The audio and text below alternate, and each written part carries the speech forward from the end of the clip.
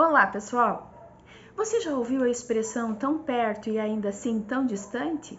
Pois eu posso dizer que há muitas possibilidades dela ter sido originada como um ditado popular inspirada numa obra chamada Odisseia, escrita por Homero, numa passagem que se refere a Tântalo. Tântalo, um homem que foi atirado no Tártaro, que é a pior parte do reino de Hades, um lugar que é reservado para os seres mais abomináveis aos olhos e ao julgamento dos deuses. Eu sou a professora Andréia de História e vou contar para vocês em que condições Tântalo foi atirado no Tártaro. Bem, Tântalo vivia bem.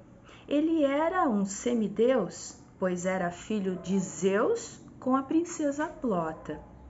Tântalo tornou-se rei da Frígia, também chamada Lídia por alguns autores.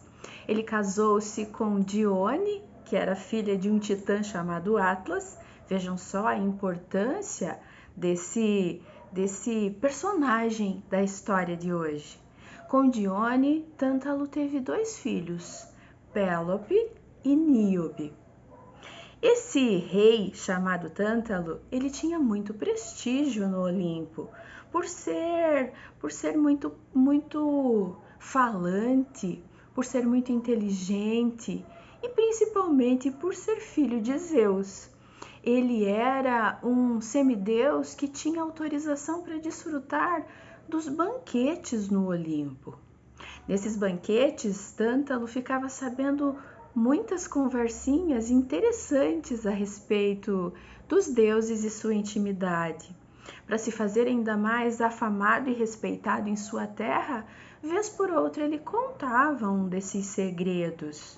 Claro que isso não agradava os deuses do Olimpo, que não se manifestavam, porque, sopesando as coisas, acreditavam que ainda fosse válido ter a presença de Tântalo nos banquetes. Tântalo também, certa vez, roubou o alimento que era digno apenas dos deuses, o néctar e a ambrosia. Isso deixou muitos olímpicos desgostosos, mas ainda assim nada foi feito. Depois de degustar o néctar e a ambrosia, Tântalo sentiu-se ainda mais próximo dos deuses e decidiu que já era hora de convidá-los para um banquete em seu palácio. Então, Tântalo chamou o seu mais habilidoso cozinheiro e cochichou em seu ouvido algo que deixou o cozinheiro muito espantado. Mas como ele era alguém de muita confiança, ele fez exatamente o que sua majestade tinha mandado. Ocorre que no dia do banquete oferecido para os deuses, compareceram à mesa de Tântalo Zeus, Hermes, o deus mensageiro, e Deméter, a deusa da agricultura, que andava assim meio confusa ainda porque estava muito magoada com o abandono da filha Perséfone, que casou-se com Hades. Bem, antes ainda do banquete ser servido, Zeus perguntou ao filho onde estava seu neto Pélopes. Bem nesse momento entra o cozinheiro, carregando uma bandeja com um cozido muito belo aos olhos e de um aroma irrecusável. Logo olhando para o pai, Tântalo disse: "Ele está presente?" Quando Tântalo respondeu, Zeus habilmente percebeu que se tratava de algo macabro. Mas não foi tempo suficiente antes que Deméter desse uma bocada no cozido. No entanto, imediatamente, Zeus disse: parem todos! E desmascarou o filho Tântalo, descobrindo que o filho tinha esquartejado o próprio filho, neto de Zeus, e mandado fazer aquele cozido. Tântalo, olhando para o pai e para os outros deuses, disse: não haveria prato mais honroso para servir aos deuses do que a carne de meu próprio filho, meu primogênito.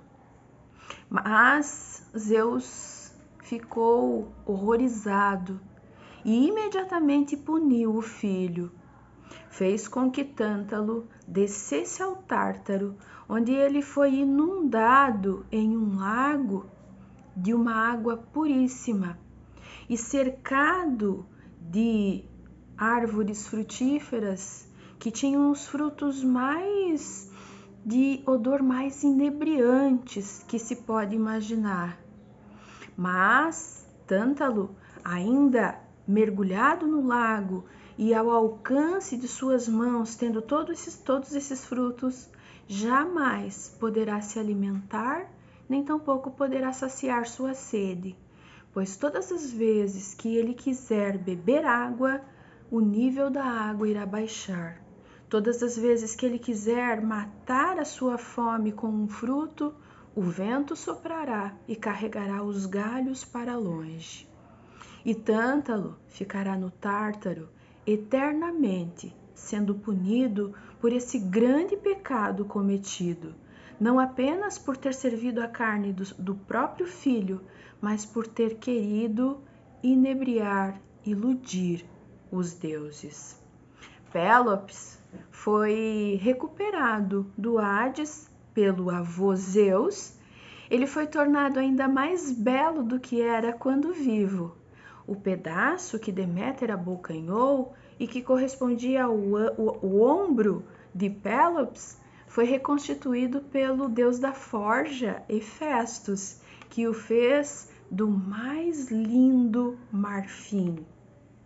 E esse menino, depois de certa idade, tornou-se rei do Peloponeso, uma península situada ao sul da Grécia e que é conhecida por toda a sua exuberância.